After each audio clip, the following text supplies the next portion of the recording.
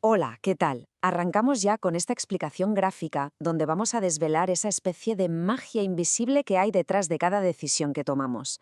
Vamos a hablar de matemática discreta y más concretamente de la combinatoria. Y es que es alucinante pensar que detrás de cada opción cotidiana, por muy simple que nos parezca, hay una estructura matemática súper precisa que define todas las configuraciones posibles. Así que hoy vamos a dominar esos principios básicos juntos. ¡Vamos a ello! A ver, imaginemos un escenario muy de nuestro día a día. Llega el viernes por la tarde por fin y hay que decidir qué hacer. La mente empieza a darle vueltas a las opciones. Salir, quedarse en casa, poner una peli, visitar a un amigo y bueno, parece una elección súper casual, ¿verdad?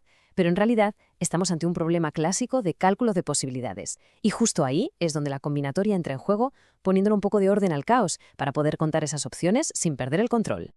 Vale, echemos un vistazo rápido a nuestra hoja de ruta. Primero, el reto de contar. Luego veremos cuándo sumar o multiplicar opciones. Después abordaremos el tema de cuándo las opciones se superponen. Pasaremos a la inclusión y exclusión visual. Y terminaremos con una guía rápida de resolución que os va a venir fenomenal. Empezamos con el punto 1, el reto de contar. Básicamente, la combinatoria nos da las técnicas fundamentales para saber cuántas configuraciones posibles hay en un conjunto finito de cosas.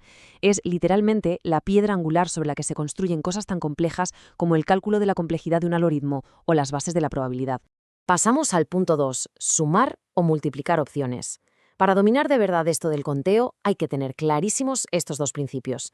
Son las reglas del juego, muy intuitivas, pero ojo, increíblemente poderosas. Vamos con el principio de la suma, que es el más directo. Este se aplica exclusivamente cuando una tarea se puede hacer de formas completamente distintas. Y lo más importante de todo, cuando son mutuamente excluyentes. Es decir, bueno, mejor dicho, que no se pueden hacer ambas a la vez. Si escogemos una ruta, automáticamente descartamos la otra. Así de simple. Volvamos al ejemplo del fin de semana, para aterrizar esto un poco. Supongamos que para quedarnos en casa tenemos tres opciones: leer, ver una peli o hacer manualidades. Y para salir tenemos cuatro: ir a la playa, a la montaña, de compras o de visita. Como físicamente es imposible estar en casa y salir de excursión al mismo tiempo, simplemente sumamos. 3 más 4, 7 opciones en total. Básicamente es una elección dominada por un gran o una cosa o la otra.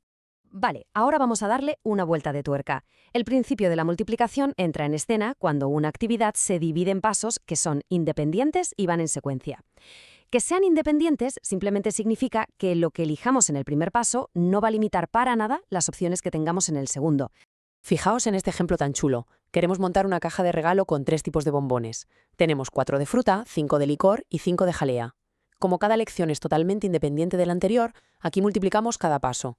4 por 5 por 5 y nos da 100 combinaciones diferentes para la caja. Es increíble cómo las opciones independientes hacen que el número final crezca a un ritmo vertiginoso. Llegados a este punto, entender esta comparación lo es todo, sobre todo para enfrentarse a un examen. Hay que estar muy pendientes de las palabras mágicas en los enunciados. La suma va de la mano de las opciones exclusivas, marcadas por ese gran O. ¿Elijo A o elijo B? En cambio, la multiplicación va unida a los pasos secuenciales, enlazados por un y. Hago la opción A y después la opción B. Reconocer esto a la primera es el atajo definitivo para resolver cualquier ejercicio. Y así llegamos al punto 3, cuando las opciones se superponen. Aquí es donde los problemas se vuelven un poco más, digamos, tramposos. El principio de la suma es genial para cosas incompatibles. Pero, ¿qué pasa cuando los conjuntos comparten elementos? Ese solapamiento es el verdadero villano de nuestro cálculo. Y este diagrama de Venn lo ilustra a la perfección. Tenemos dos conjuntos, A y B. Esa zona central que está sombreada es la intersección. Claro, si cogemos y sumamos a lo loco todos los elementos del círculo A con los del círculo B, estamos contando los de la zona central dos veces. Y os aseguro que este es el error más típico cuando intentamos resolver un problema con prisas. Así que, para evitar ese doble conteo, usamos el principio de inclusión-exclusión. Suena muy técnico, pero la fórmula es sencilla. La cantidad de elementos en la unión de A y B es igual a los elementos de A más los de B menos la intersección de ambos. Esa simple resta al final es la que nos salva la vida para mantener un conteo exacto. Si ponemos los dos conceptos frente a frente con estos gráficos, se entiende muchísimo mejor. A la izquierda vemos la suma general de los conjuntos y a la derecha esa intersección sombreada que nos da problemas. Visualmente el cálculo nos dice, vale, junta los dos círculos, pero luego recorta ese exceso del centro para que todo quede perfectamente nivelado y sin elementos duplicados. Sección 4. Inclusión y exclusión visual. Ahora que tenemos la teoría controlada, vamos a remangarnos y aplicar esto a problemas de esos que imponen un poco, de nivel de examen, que requieren pensar con estrategia. Planteemos este reto. Nos piden calcular de cuántas formas se puede repartir una mano de póker de 5 cartas, usando una baraja de 52, de forma que tengamos al menos una carta de cada palo. Ojo aquí. Esa frase de al menos una tiene que hacer saltar todas nuestras alarmas. Intentar calcular eso directamente, contando lo que sí queremos, es un suplicio. Demasiado largo. Entonces, sacamos un truco matemático espectacular. En lugar de buscar lo que queremos, definimos las propiedades opuestas. Buscamos las manos que no tienen corazones, las que no tienen picas, ni diamantes, ni tréboles. La estrategia es brutal. Cogemos el total absoluto de todas las manos posibles y le restamos estas propiedades contrarias, ajustando los solapamientos, claro. Nos ahorramos muchísimo tiempo. Y para que veamos el alcance de esto, mirad este otro reto. Queremos crear números de 9 cifras que contengan al menos una vez los dígitos 1, 3 y 7. Otra vez la trampita del al menos.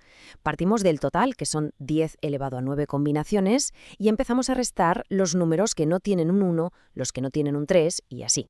Y después de hacer todas esas sumas y restas de conjuntos, el resultado es una auténtica barbaridad. 200 millones. 200 millones de números.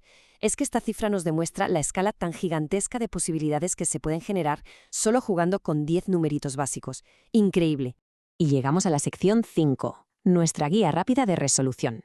Como toda esta teoría puede abrumar un poco al principio, vamos a condensarla en un paso a paso súper práctico. Una especie de chuleta mental para enfrentarnos a los ejercicios con seguridad. Aquí van los 4 pasos de oro. Paso 1. Buscad un gran O en el problema. Si las decisiones son exclusivas, sumamos. Paso 2. Buscad un gran I. Si hay pasos consecutivos, multiplicamos.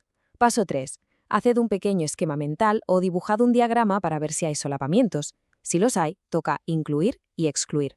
Y paso 4. Si leéis al menos, ni lo dudéis. Calculad el todo y restad lo que no cumple. Mano de santo. Y que conste que esto no es solo para aprobar un examen. En el mundo real, estos conceptos sostienen la informática moderna.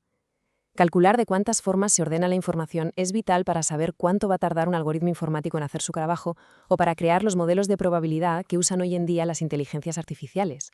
Cerramos con esta idea para darle una vuelta. Desde cómo combinamos la ropa por la mañana hasta las rutas de Internet que han traído este contenido hasta la pantalla, todo, absolutamente todo, es un entramado de opciones matemáticas. Así que con estas reglas en la cabeza, la próxima vez que tomemos una decisión sencilla, igual merece la pena preguntarse ¿cuántas miles de posibilidades había realmente sobre la mesa? Esperamos que esta explicación gráfica os haya resultado súper útil. ¡Hasta la próxima!